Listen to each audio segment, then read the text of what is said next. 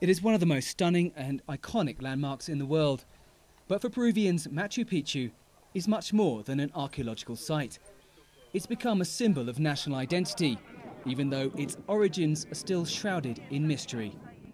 It's unclear whether Machu Picchu is a mythical lost city of the Incas or not, but that takes nothing away from its solitary majesty and the mystery of how and why it was built.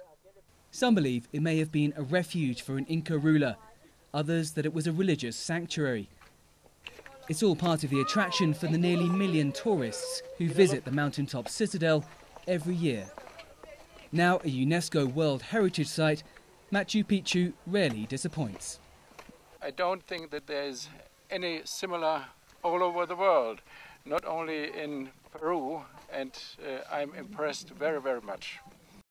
100 years ago, the American historian Hiram Bingham claimed to have discovered a city high up in the Andes, hidden by dense jungle. Most experts now agree that Bingham from Yale University was not the first to rediscover Machu Picchu. A Peruvian explorer had been there a decade earlier. It wasn't this undiscovered world, terribly difficult and dangerous to get to, no. Bingham was taken on a very good path by people who knew the place, and they had told him that up above there was an archaeological site. The story of its discovery may have been romanticized, yet Peru is still celebrating the anniversary. Bingham's expedition certainly made this unknown wonder of the world famous, and that also changed the way Peruvians looked at themselves.